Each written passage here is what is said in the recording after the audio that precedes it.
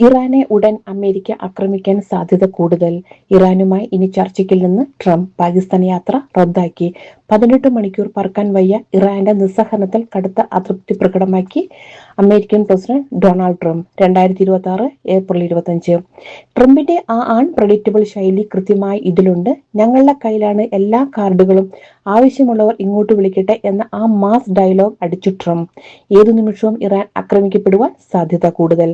ഇറാനുമായുള്ള സമാധാന ചർച്ചകൾക്കായി പാകിസ്ഥാനിലേക്ക് നിശ്ചയിച്ചിരുന്ന നിർണായക യാത്ര US പ്രസിഡന്റ് ഡൊണാൾഡ് ട്രംപ് ഏകപക്ഷീയമായി റദ്ദാക്കി. സ്റ്റീവ് വിറ്റ്കോഫ്, ജാറഡ് കുഷനർ എന്നിവരോട് യാത്ര മാറ്റിവെക്കുവാൻ ട്രംപ് ഉത്തരവിട്ടു. ഒന്നിനും വേണ്ടിയും 18 മണിക്കൂർ വിമാനത്തിൽ പറക്കേണ്ടതില്ല എന്ന കടുത്ത നിലപാടാണ് ഫോക്സ് ന്യൂസിന് നൽകിയ അഭിമുഖത്തിൽ ട്രംപ് വ്യക്തമാക്കിയത്.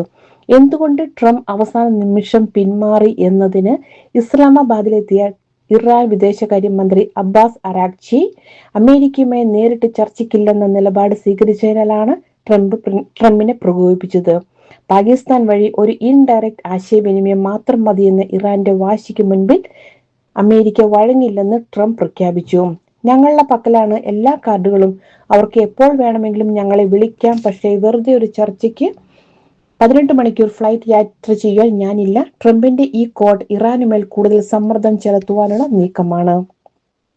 ഹോർമോസ് കടലിടുക്കിലെ സംഘർഷവും ഇസ്രായേലുമായി ബന്ധപ്പെട്ട സീസ് ഫയർ ചർച്ചകളും ഇതോടെ പ്രതിസന്ധിയിലായി.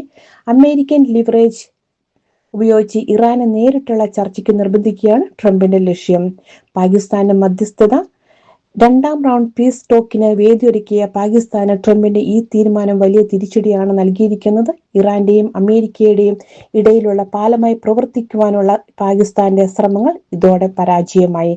ഇതോടെ classic Trump art of the deal തന്ത്രമാണ്. ഇറാന്റെ സാമ്പത്തിക അവസ്ഥ പരിതാപകരമാണെന്നും അവർക്ക് ചർച്ച അനിവാര്യമാണെന്നും ട്രംപിന് അറിയാം. അതുകൊണ്ട് അമേരിക്ക ഇങ്ങോട്ട് ചെല്ലുന്നതിനു പകരം ഇറാൻ വാഷിംഗ്ടണിലേക്ക് വിളിക്കുന്ന സാഹചര്യം സൃഷ്ടിക്കുകയാണ് അദ്ദേഹം. സീസ് ഫയർ നിലവിൽ വളരെ ദുർബലമാണ്. ഏതു നിമിഷവും മേഖലയിൽ സംഘർഷം വീണ്ടും പൊട്ടിപ്പുറപ്പെടാം. ഇറാൻ ഇനി എന്ത് നിലപാട് എടുക്കും എന്നത് നിർണായകമാണ്. ട്രംപിന്റെ ഈഗോ ടാസ്റ്റിക് ഇറാനെ പ്രകോപിപ്പിക്കുമോ അതോ ചർച്ചയ്ക്ക് നിർബന്ധിതരാകുമോ എന്ന് നമുക്ക് കാത്തിരിക്കാം. ഇറാൻ വിദേശകാര്യമന്ത്രി മടങ്ങിയ സാഹചര്യത്തിൽ അടുത്ത നീക്കം ടെഹ്റാനിൽ നിന്നാകണം. ഇസ്രായേൽ വടക്കൻ അതിർത്തികളുടെ സ്ഥിതിവിശേഷങ്ങൾ വളരെ ദുർബലമാണ്. വടക്കോട്ട് നീങ്ങുകയാണ് IDF. തെക്കൻ ലെബനന്റെ കൂടുതൽ ഭാഗങ്ങൾ പിടിച്ചെടുത്തിരിക്കുന്നു. ലെബനന്റെ 5% ഭാഗങ്ങൾ ഇപ്പോൾ ഇസ്രായേലിന്റെ നിയന്ത്രണത്തിലാണ്.